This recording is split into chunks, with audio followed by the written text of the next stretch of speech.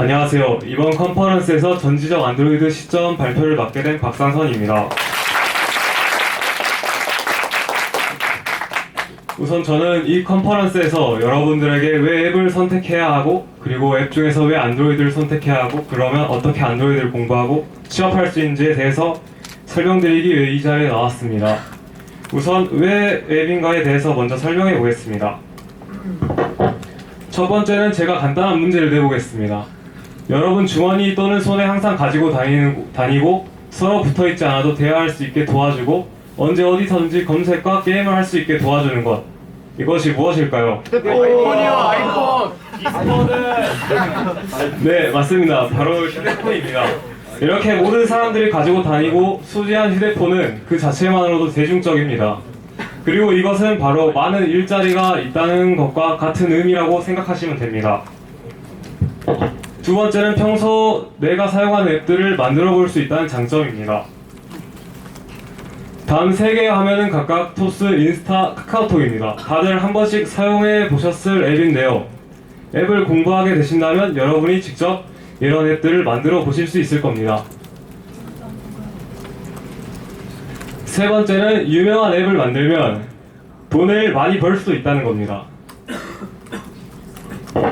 다음 사진은 페이스북을 만들어서 현재 재력 순위 10위에 올라간 마크 저커버그입니다. 이렇게 세상은 소프트웨어로 재력을 쌓을 수 있는 구도로 바뀌게 되었고 여러분도 부자가 되실 수도 있습니다. 자, 앞서 왜 앱인지에 대해서 설명을 했다면 이번에는 왜 안드로이드인가에 대해서 설명해 보겠습니다. 우선 설명은 안드로이드와 iOS 두 개로 비교를 해서 설명을 드릴 건데요. 첫 번째로 안드로이드는 아무 노트북 OS에서나 가능합니다. 심지어 맥OS에서도 가능합니다. 하지만 iOS는 반드시 맥OS에서만 가능하기 때문에 반강제적으로 맥북 사용이 강제적이게 됩니다. 두 번째는 시장 점유율입니다. 다음 보이시는 사진은 전세계 2021년 전세계 모바일 OS 점유율 표이고요. 보이시는 것과 같이 안드로이드가 71.81%로 압도적인 1위를 하신 걸 보실 수 있습니다. 여기서 또 한 번 대중적이라는 것을 증명하게 됩니다. 다음은 가장 저희 학교에서 중요한 일자리 부분입니다. 보이시는 사진은 원티드라는 채용 사이트에서 안드로이드 키워드로 검색한 사진이고요. 보이시는 것과 같이 포지션이 226개인 것을 보실 수 있습니다. 그리고 다른 채용 사이트에서 보시면 좀 더 많은 일자리를 찾을 수 있게 되시고요. 이렇듯 일자리가 많아 항상 매년 모든 안드로이드 전공자 선배분들은 100% 취업에 성공하셨습니다. 다음은 GSM 생태계입니다. iOS와 비교했을 때 안드로이드는 현재 3학년과 2학년이 좀 더 많이 분포되어 있고, 이것은 즉 여러분들이 지금 안드로이드를 시작하시면 도와줄 선배가 더 많이 있다는 것을 의미하게 됩니다. 다음 두 사진은 안드로이드와 자탕 디스코드 서버 사진입니다. 안드로이드는 현재 재학 중인 안드로이드 전공자 분들이 모여서 정보 공유와 질의응답을 하는 커뮤니티 사이트이고요. 자탕은 졸업생과 재학생이 모여 있는 안드로이드 최대 커뮤니티 서버입니다. 이 두 서버를 여러분들이 잘 이용하시면 지금 현재 안드로이드를 시작하셔도 어려움 없이 선배분들의 도움에 따라 전공을 공부하실 수 있을 거라 생각합니다. 그렇다면 이렇게 좋아 보이는 앱 어떻게 공부할까요? 우선 공부 방법은 정말 많은데 가장 궁금하실 것 같은 키워드 세 가지로 나눠봤습니다. 먼저 첫 번째로 책, 인강, 블로그, 공식 문서 등 방법이 많은데 어떤 게 좋을까요? 혹시 여러분은 책이 가장 좋다고 생각하시는 분 있으시면 손을 한번 들어주시기 바랍니다. 네, 그리고 인강이 좋다고 생각하시는 분은 한번 손을 들어주시기 바랍니다. 그리고 블로그는 없고요. 그리고 공식 문서 손을 들어주시기 바랍니다. 네, 제가 생각한 초보자들에게 좋은 방법은 바로 인강이라고 생각합니다. 왜냐하면 우선 하나씩 설명을 해드리자면 책은 인강에 비해서 초보자들에게 굉장히 완강률이 낮습니다.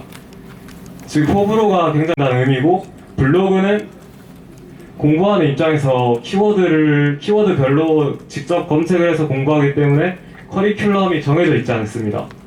그리고 공식 문서는 초보자분들에게 굉장히 어렵게 느껴지기 때문에 진입 장벽이 높습니다. 때문에 제가 선택한 것은 인강인데요.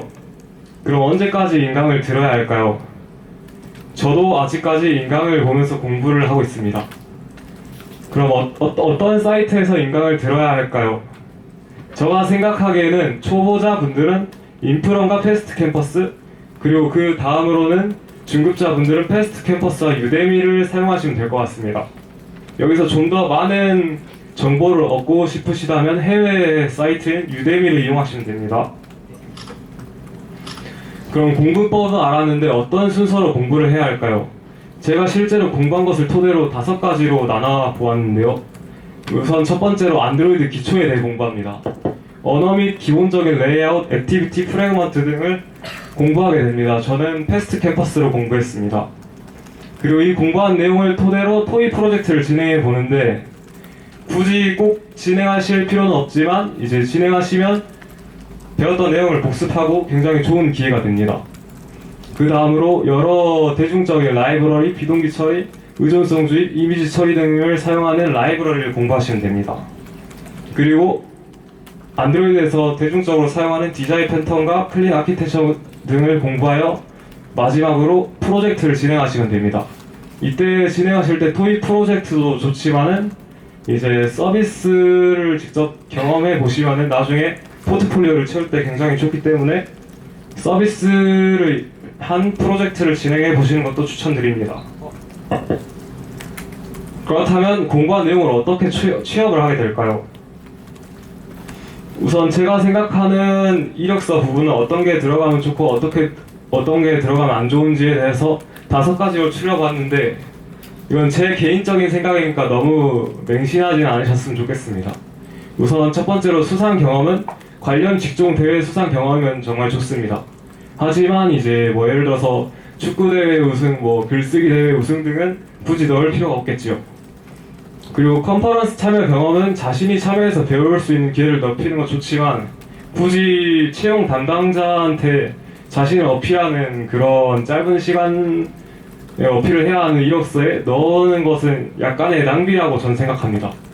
그리고 제 학과 졸업 학교는 저는 의미 없다고 생각하지만은 이제 저희 학교 특성상 9월 달에 나갈 수 있다는 걸 어필하기 위해서는 넣긴 넣어야 할 텐데 이제 판단을 하셔서 잘 넣으시면 되고 프로젝트는 여러 토익 프로젝트보다는 한두 개의 서비스한 프로젝트가 더 좋습니다. 그리고 마지막으로 깃허브와 블로그는 깃허브는 자신을 나타내는 명함이기 때문에 반드시 필요하고요. 그리고 블로그는 있으면 더 좋습니다. 그럼 이력서가 준비가 됐다면 회사에 지원을 해봐야 되겠죠. 우선 제 기준으로 말씀을 드리자면 저는 신입에서 최대 2년까지는 지원을 넣었습니다. 그리고 아래 3가지는 이제 제가 지원을 넣으면서 했던 순서인데요. 평소 가고 싶어 했던 유명 기업들 먼저 지원을 넣어봤고요. 그리고 자플랜이 평점과 그리고 기업 문화 등을 보고 좋아 보이는 기업에 넣어봤습니다. 마지막 3번째는 이제 추천은 별로 안 하지만 원티드 매치업이나 이제 로켓펀치 셀프 구직 중을 통해서 회사를 구하시는 방법도 있습니다. 이상으로 발표를 마치겠습니다. 혹시 궁금하신 점 있으신가요? 없으시다면 마무리하겠습니다. 감사합니다.